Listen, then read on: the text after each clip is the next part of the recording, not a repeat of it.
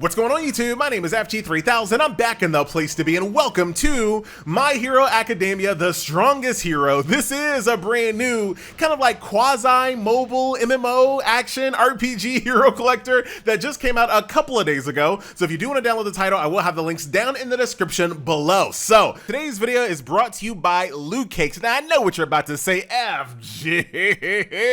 What is Lootcakes? Well, very simple. Every single time you make a purchase on Android or iOS or even Steam, you get an email receipt confirming your purchase. That email receipt is data. And of course, you guys know in our current times, companies love data. But normally, people like you and me, we get no benefit from data. We get that receipt and we just throw it in the trash. We don't care. But guess what? It's time to turn the tables with Lootcakes. So here's how Lootcakes works. Number one, you gotta be a US resident with a Gmail account. You link that Gmail account to Lootcakes, and then you go to your favorite free-to-play games on Android, iOS, and even Steam, and you continue doing what you normally do. Dolphin out, whale out, even free-to-play out, and I'll explain that in a little bit. As you make purchases in those free-to-play games, you will generate receipts. Those receipts go into Lootcakes in this complicated algorithm. They take that data and they give you a currency called Lootcakes. Those Lootcakes can then be converted into gift cards. This is an opportunity for you to actually take control of your data and actually get paid out on it. So whale out, dolphin out, and like I mentioned, you can also free to play out because you can also join alliances. So let's say, for example, you're 100% free to play player. You join my alliance and I decide to whale out one day, and you're also going to benefit. Of course, not to the level of a person that's paying, but it's better than nothing. So go down in the description, follow my link, join my alliance in the world of Lootcakes. Let's go ahead and jump directly into gameplay. I feel like with a game like this, the very best way to kind of show what the game is all about is to just do this bad boy let's play style. So you know what? Let's play. So as you guys can see, action RPG fits this game quite well. I will say the first 30 to 45 minutes when you first download the game, it feels a bit janky, stanky, and quite frankly, a little bit booty when you first start playing the game. It's very hand-holdy. The UI is all over the place. It's constantly just throwing systems at you, and you're just like, what is this game? But little by little, give it a chance. Get past the first 30 to 45 minutes. And I actually know, because I frequent gacha gaming subreddit quite often. I know a lot of people will see a bunch of like early red flags and uninstall and quit playing the game right off the bat. And normally 10 times out of 10, that's usually the smart move. Normally a game, when it has so many red flags to begin with, it's usually not worth your time. But let me just say, the game gets better the more you play. After about the second or third hour of playing the game, everything starts to click together. The combat gets better. It starts to open up even more. You have different types of assist attacks you can do, different combos. The more you play the game, the better it gets. So stick with it. The first 30 to 45 minutes is not a great experience, especially considering all of the negativity surrounding the global launch between the worst pity, right? So the overseas versions only have to do like 60 pulls. Here in the global, we have to do 100 pulls to hit pity. Yeah, not great. The fact that by the time you're done, like when you're, when the game asks you, what do you want your account name to be? By the time you're done typing your account name, 72 brand new servers just came online. That might be an exaggeration, but not really. I think right now, the game already has over 60 servers. What is that? So there's some red flags that when I see things like that, a game that has a ton of servers, worse customer service when it comes to the global launch, it's not a good start, right? With all that being said, the game is actually pretty fun. The game is actually pretty fun. So like I said before, it's kind of this quasi-mobile MMO. At first, I didn't really like that because I was like, why did they build this little, wannabe open world?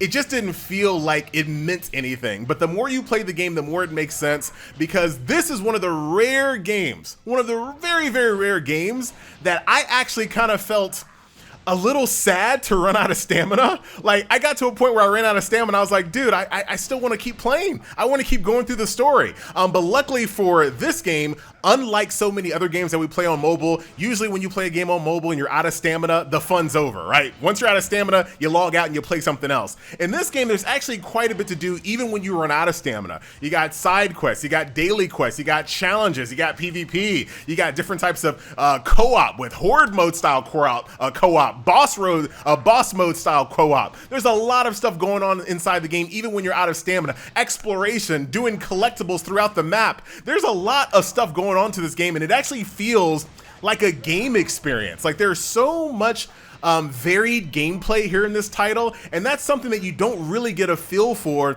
in the first, like I said, the first 30 minutes to an hour of the game. You don't really feel like that. You feel like you kind of know what the game is gonna be, right? The first 30 minutes, like I said, it doesn't give you a very good impression, and you feel like if you've been playing mobile games before, you know where this game is heading because you've played games similar to this before. But I gotta tell you, the gameplay is quite varied, right? One moment you are just doing basic combat like you see on the screen right now. The next moment you're doing this like detective work where you're solving clues and you have to answer questions properly to find a criminal. The next thing you know, you're doing some Assassin's Creed Ubisoft stuff where you're climbing buildings and opening up the map. After that, you're doing a quick time event. After that, like, there's a lot of varied gameplay here that I was surprised to see. And that makes the game just really enjoyable to play, especially if you love this IP. I'm sure there's going to be a lot to enjoy when it comes to this. Now, like I said, I've actually not finished the anime. I've only seen half of season 1, but I'm enjoying the game so much that I'm definitely going to jump back into the anime and finish it off because now I want to know more. This game did what it was supposed to do. It got me into the anime, so I'm definitely going to go ahead and finish it off. I think it's 4 seasons. I did some research ahead of time, so I'm on it. But let's actually talk about the game itself, right? We talked about that was a way longer rant than it needed to be, but you know what? We're here now. Let's keep going.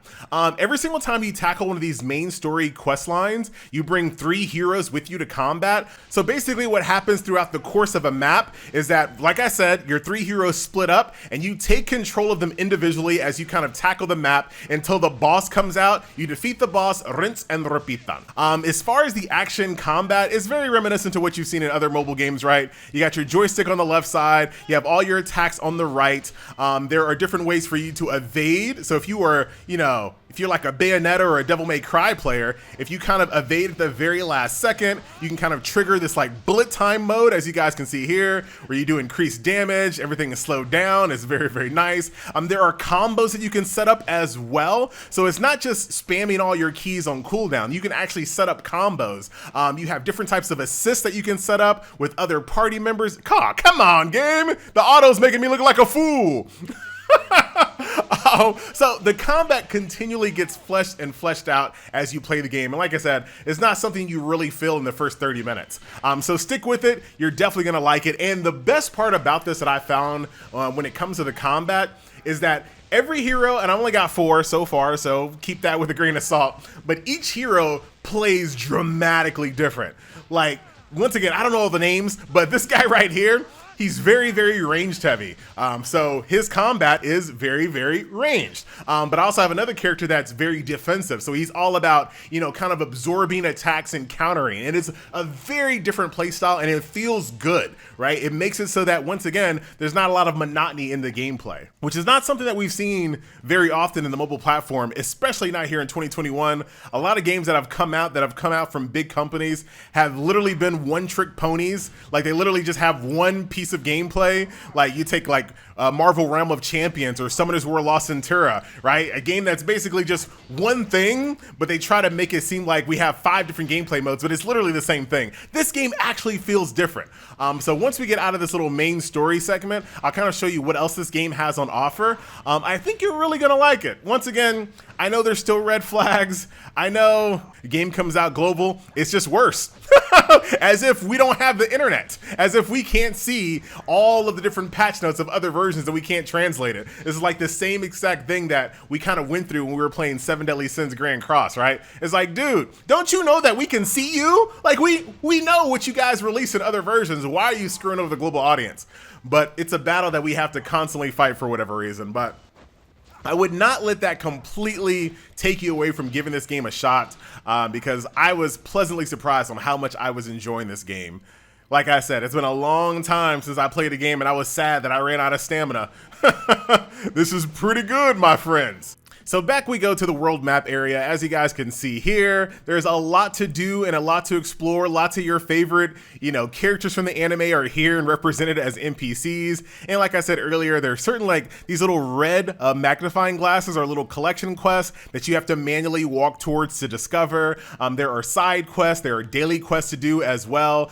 These are things that you can do when you're out of stamina. When you first begin the game, the UI is a little, I would say, just not presented extremely well, but you eventually get used to it. So when it comes to solo, right, you got your main story quest, you have your tried and true daily resource grinds. So if you want to get EXP, gold, upgrade materials for your gear, etc., those can all be snatched from here. But do keep in mind, stamina is a very limiting resource here. So you're not going to be able to do all 20 attempts here unless you're, definitely putting some money out. So only tackle these stages when you need so. This is not going to be one of those games where you have to do your dailies, you have to do these type of resource grind dailies every single day. You're going to do them as needed because, once again, stamina is going to be quite the limiting source here. Outside of that, you also have hero shards. Once again, same exact thing that I was talking about when it came to the daily resource grinds. Stamina is really going to restrict you from being able to farm all of these unless that's the only thing you kind of focus on. So if there's a character that you want to grab a lot of shards for, definitely do so, but be mindful of your stamina. Night Ops and Operation X I still don't have unlocked yet.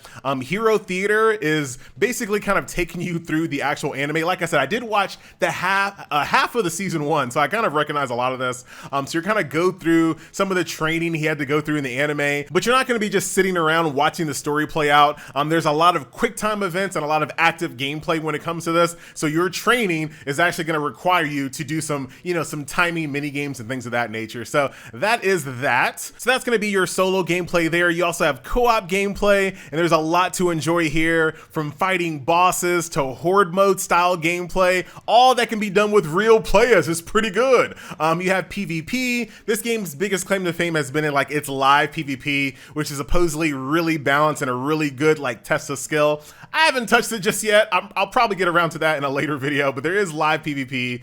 You also have your traditional kind of just straight up AI versus AI PvP, and this is where your entire team can kind of jump out on the map. You can't actually do anything active here. This is going to be all automated, but this is like your traditional PvP. So if you're not a big fan of live PvP, you can still do kind of your traditional, old school hero collector PvP as well. So we'll go ahead and lay down the smacketh here. Very, very nice, just as you might expect. Build your team, find someone that you think you can defeat them, get points, use those points to buy things out of the shop. Rinse and repitan. It also has a very nice feature that we saw in Princess Connect and a few other games. As you're offline, you're also going to just get these points. See, that's actually pretty awesome. A few games have started to do this now that, finally you can get a little bit of progress even though you're not climbing in the ranks. Over time, you're going to continue to accrue some of this currency here to buy things out of the shop, which you love to see. The next thing up is going to be time, which I don't have unlocked at all. Mock contest, virtual battleground, boss raid. There's a lot of game in this game, my friends. So highly recommend giving this game a shot. Like I said, it feels like the game is going to play different than it actually does, but the more you play the game, the more varied the gameplay starts to make itself known, and it's a nice experience. It feels like a game. It actually feels like a game. I know that sounds crazy, but it actually feels like a game. Looks like I can't do that just yet, so we'll stick to some side quests for the time being. As far as heroes, obviously there's going to be, a multitude of different heroes from the anime here, and I'm sure more are going to be unlocked as we move along. When it comes to upgrading them, once again, when you start playing the game, it throws a lot of systems at you, but it all starts to make sense over time, right? So I'm not going to go through this over the video. Just kind of take your time as you're learning it, and this stuff will make sense as you move along. So training them with, upgrade materials, food for their levels, duplicates will enhance your rarity level. You have skills that you can upgrade with cash. There are support cards that you can equip onto your character, which can either provide passive bonuses or active attacks in combat. Chip, I don't have unlocked just yet. Talents, talents, so you can increase the power of some of your talents here. Assist attacks, so other characters actually come out on the battlefield and help you with attacks, increasing the damage, and it looks super cool. Affinity, where you kind of feed them food and goodies so they like you more and get stronger. There's a lot of upgrade paths because it does have, like I said earlier in the video, it's kind of like a quasi MMO, and usually when it comes to MMO style games, there's always a lot of different upgrade materials, or a lot of different upgrade paths, I should say. So this game is absolutely no different. You got a nice little speed booster here to get you around town. So this is something you should definitely utilize because the town is actually quite big. That's what she said. But what else do I really want to cover in this game? There's so much game in this game, right? I do like the gear system quite a bit because you basically have an account gear system. It's not individual character gear, so you're not gonna have to have this gear on every single one of your characters. This is your account right here. So you maintain your gear for your entire account, so you get these passive bonuses for everyone, which I absolutely love. I prefer that much more than kind of micromanaging my gear on every single one of my characters. It's a welcome change. I don't have enough currency to do any recruits in this video, but don't you worry, we might do a little bit of pay and a win a little bit later. I kind of want to make a guild right now, but I'm on server 8. And like I said, there's 79,000 servers on the game right now, so you guys aren't really going to be able to join my guild anyway. There's no reason for you to join server 8 at all. But hopefully I can find an alliance that will accept me and that's actually active. Friends list is straightforward. There's a dorm that generates passive resource materials such as stamina. You can also decorate it. You have your commission, which is going to be your tried and true dispatch mode here. Do I have anyone that I can actually dispatch? Oh my goodness, really? There we go. There's sending you out there on a little mission. I promise you I'll learn the names. I'll go through all 4 seasons with the quickness. I promise. The video is basically over right now, but I do want to finish this co-op experience. So I'm hanging out with this guy named Lods. This match, we could have actually brought 3 people with us, but he decided to start the match with just us 2. So we'll see what happens. This is called like joint operation, I believe. This is my first time actually doing it. So let's see what happens here. Looking at our cell phones, I tell you, man, you know, when you're out with your friends, don't just be looking at your cell phone the whole time. Enjoy life, right? Enjoy life. Oh, is that it? All right, I got myself an EXP chip. He got some wood memory. I want memory of wood. Oh, All Might. There we go. Very nice. All right, this is a perfect way to end the video. Right now, I am playing the game on autoplay. Oh, wow! Just for the sake of the YouTube. But definitely play this game on your cell phone, guys. Or at least make sure your BlueStacks is set up with good controls, which mine isn't. Dude, I'm like so aggroed. I'm like completely aggroed. But at least we get to see his animations. That's super cool. Very, very nice. The autoplay is pretty decent if you kind of dramatically overpower your opponent. But there's a lot of skill that can be had by actually playing the game. I know, crazy. Luckily, I'm using my very defensive-minded character here. What was that noise, FG? I don't know.